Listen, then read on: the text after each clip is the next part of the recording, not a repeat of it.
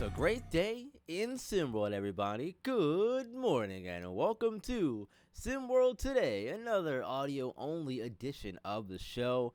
I'm B-Ron back in the host chair, and joining me this morning is Sniper Jay. Jay, how you doing, man? Good to have you here with me. I'm doing well. I'm doing well. I'm happy to be here on this Wednesday morning. Let's talk some hoops, B-Ron. Yeah, let's do it. Let's talk some hoops, man. Big night last night in the SEC. A lot of games went on in the conference. We saw Kentucky staying alive in the conference, beating Mississippi State.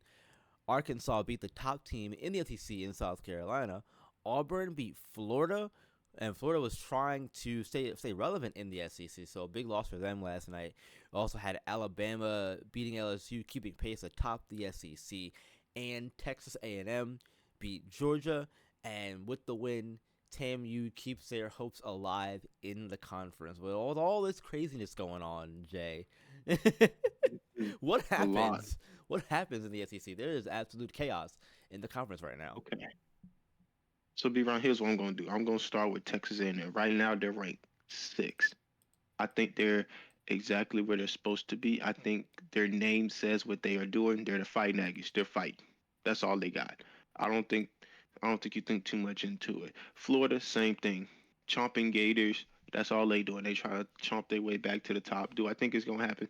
Absolutely not. South Carolina, fourth team. A lot of promise, right? I don't believe. And that's Sniper Jason and that. I'm not talking numbers. I just don't believe they got it in them to get to that championship game in the SEC.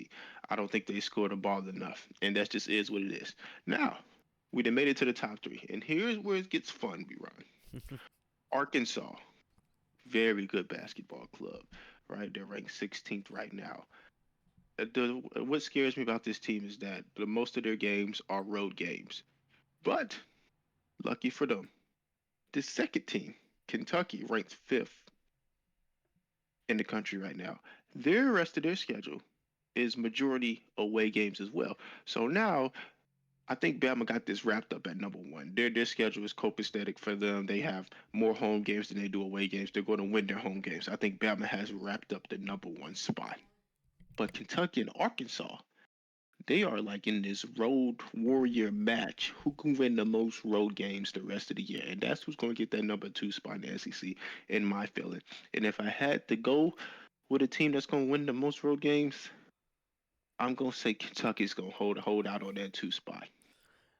I was hoping you were gonna say that because I'm thinking the same thing. I think Kentucky just has a little bit more to work with, both talent wise and with the way things have worked for them so far this season. Overall, the theme of the year for them, I think, is a little more consistent than Arkansas is.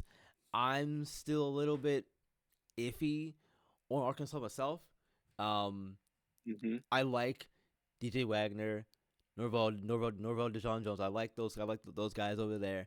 But I just think Kentucky is the stronger of the two teams from top to bottom. I mean, there's a reason why I call them one and done you. So it's not a thing anymore with SimWorld U. Obviously now it's two and done you, but you know what I mean. Still, this is a school that produces Absolutely. a ton of pro talent, and those kids are just you know, head and shoulders above the rest a lot of times, and I think that you're gonna see it here, especially as we wind down conference play in the SEC. Absolutely. And the last thing I would like to add to this subject is right now Arkansas, I told you they have a lot of away games. Right now Arkansas is in the at the beginning of the stretch of away games. So it's going to be key for them to pick up these road victories.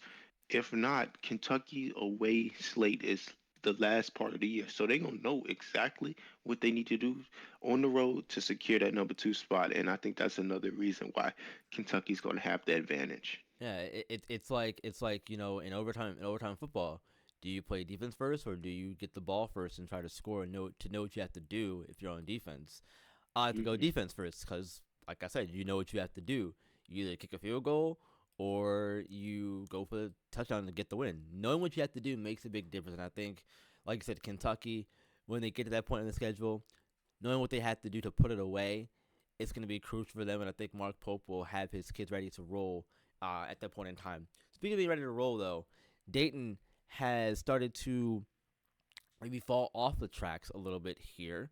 and they're looking like they're not ready to roll in the Big 12. They played against Kansas last night, and they lost a close one, 70-64. This does put them into a tie for a third in the Big 12 with both Kansas State and Texas Tech. Texas and Kansas are still at the top of the conference at 7-1. But I want to know from you, Jay, what do you think Dayton's ceiling is after this loss last night to to Kansas? You know, I'll be honest with you. I think Dayton is standing on top of their ceiling. Right, they already surpassed their ceiling, in my opinion. They came to a new conference. They played well in the beginning, and now they're in the fight or in the race to be in the conference championship. That's all you really can ask from this Dayton team. I mean, I think they're standing on top of their ceiling, and if I'm being honest, I'm not too worried about the rest of their schedule in the conference. I'm more worried about how they perform in Hoop Stereo. They're going to get in, and they're going to be representing their conference. I want to see what they do when the lights are the brightest. The rest of the conference, I mean, I'm fine with it. I've seen them do their damage. I want to see them go against another school in a different conference. Supposedly, they're probably going to be a higher seed, in my opinion, so they're going to play against somebody that they're supposed to beat. I want to see them beat people when it counts. And I think that's the next step for this Dayton team. I think that's what brings the ceiling to a new level, how they perform in hoop stereo. Right now, I think they're standing on top of the ceiling, and I'm not too worried about the rest of the conference play, even though they have a favorable schedule. Yeah, so my thing with Dayton coming into that game last night, I said it in a comment on social media. I said about how, Dayton did surprise a lot of people, myself included, by starting as well as they did in the conference. They were what 4-0 or Yes, at one point in the 4-0. conference, and now they're on a 2-game losing streak after they lost last night to Kansas. But and Kansas on the other side of that, for the majority of the season, they were up and down inconsistent. You never knew what you were going to get on a night-to-night basis from them.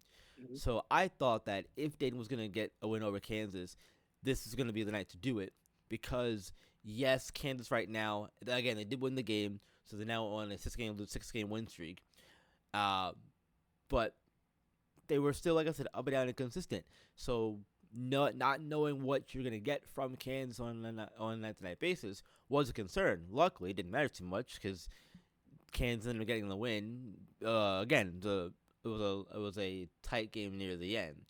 Only a few points separated the two teams, but still, all to say though, I do think that Dayton has hit their ceiling as well. I think that it's a team that was maybe a little bit um, better suited to start conference play because of the lighter schedule they had starting the conference season, which why they were off to that 4-0 start. But sometimes you run into that wall, and that's fine. You hit that wall. I Mhm. think I think that I mentioned it yesterday on the show talking about I think it was Memphis or one of the smaller conference teams. I had said these are the kind of seasons that will set you up for success in the future. For getting recruits to come in and that kind of stuff. I think people are gonna look Absolutely. at that start from Dayton in the conference and say, if you're a recruit, say, oh, I don't have to go to Texas, Kansas, Texas Tech even to put competitive basketball in the Big 12. I can go to Dayton. That's right. 100% correct. The games have been close that they've been losing. I mean, they Right. probably got one blowout, a couple blowouts, but other than that, they've been highly competitive. And that's just like you said, that's that one missing piece, that one kid that say, you know what, I'm the difference between those 4 point losses and a victory. That's all that is. Like I said, I mean, I don't think nothing's wrong with Dayton. I've fallen off is okay, yeah, but that was to be expected. I mean, at what point do you expect a team to be perfect? Well, I mean, Duke, I mean, they even lost to Florida State, if we want to be completely honest here. Right. Yeah. But we got to keep the show moving, I assume. So let's. Yeah. Hey, look, no problem there. No problem. Look, Georgia Tech played Syracuse last night, and this was a game that if you're talking about a game where you think a team should handle anybody, it should be Georgia Tech handling Syracuse. It didn't happen. They ended up winning the game, yes, but it was a 62-53 win over the Mhm. Orange. We Mhm. know Syracuse still winless now on the season with the loss last night. But Yep. so what are your takeaways from this game for Georgia Tech after the close loss to or yeah after the loss I won't call it a close loss after the loss to Syracuse, being that it wasn't more of a comfortable win margin. I would say it's close. I agree with you. I do. I agree that Syracuse is the bottom of the food chain. I do hear the slander in the chat already. Change it next year. It's simple. Just change it next year. But for right now, bottom of the food chain. But for Georgia Tech, they're coming off two losses and they get a win. Okay, B Ryan, a win at this late of the season is big. And the reason why I say that, I'm not worried about the margin. I'm just glad they got back confident and they won a basketball game. Now they're about to go into a gauntlet of a schedule, but they're going to be at home. And who they got? They just beat Q's. They got North Carolina, Virginia Tech. First off, that's two games, not easy, No. but they got confidence going into them, and they're at home. So I'm happy that they won. I'm not about to sit here and badmouth a win because it's against. We know who it's Yeah. against. Okay, Yeah. it just doesn't. That doesn't sit well with me. I think this was a good win to prepare them for their home stretch late in the season. So I would like to sit here and not badmouth Georgia Tech because of the win last night, but I'm gonna have to a little bit here, just a teeny bit, because I do feel like this is a game that they really should have won by 15, 15 points. Um, Close. They got was that 9 points, 11 Mm-hmm. points, close, No. 9. But I think that with all Syracuse has gone through this season, which has been a whole lot of nothing, and and then they have the new coach going to take over, Dara Simmons. Now they're gonna have Coach Drayton come in next season to take over. They need a lot of help, a lot of work. So Yeah. for Georgia Tech to not win this game comfortably, uh, I don't want to say I don't want to say I'm concerned by it because I'm not. Because like you said, yes, a win is a win, and we'll take those. But I would have liked to have seen it be a little more comfortable of a margin. I'm looking at earlier in the season they beat Xavier by 20 points. Mm-hmm. 96-76. No reason why they couldn't have beat Syracuse by that same margin. Not concerned. Not concerned at all.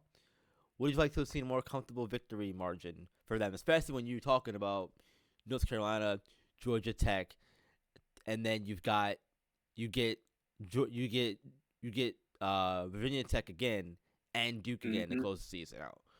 Yeah. So Yeah. You're absolutely right. I mean, Georgia Tech has a tough schedule coming up, but hear me out, B-Ron. I'm hearing. And I'm talking about Syracuse.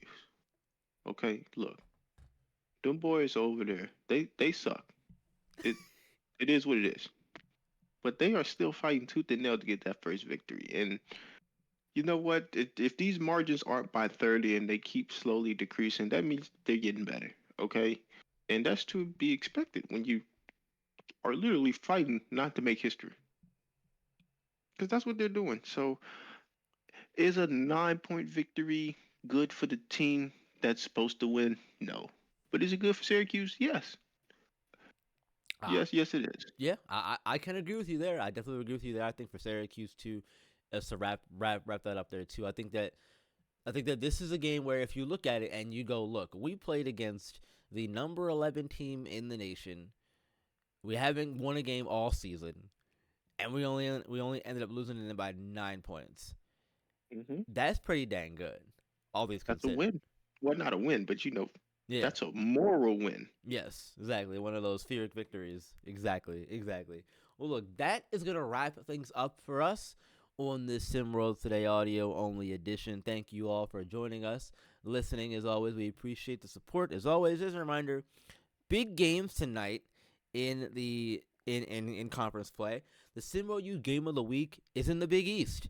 Number 4 Villanova takes on number 18 St. John at 7 p.m. Eastern, and then Houston and number 6 Memphis at 8:30 p.m. in the American Conference. That is a big game up there because right now Memphis is in first place in the conference 6-1, and Houston trying to get 5-3 and break this tie with Princeton and Davidson and get into a tie with SMU for second place in the conference. So big games on both sides of those tonight. Jay, thank you for joining. I appreciate you as always. And everybody, do what you always do. Like the video if you're new, subscribe to the channel. Know what all of our shows, games, streams, all that stuff go live. You hit the notify bell. And as always, SimWorld is the only place where you can see the game, be the game. We'll see you tomorrow.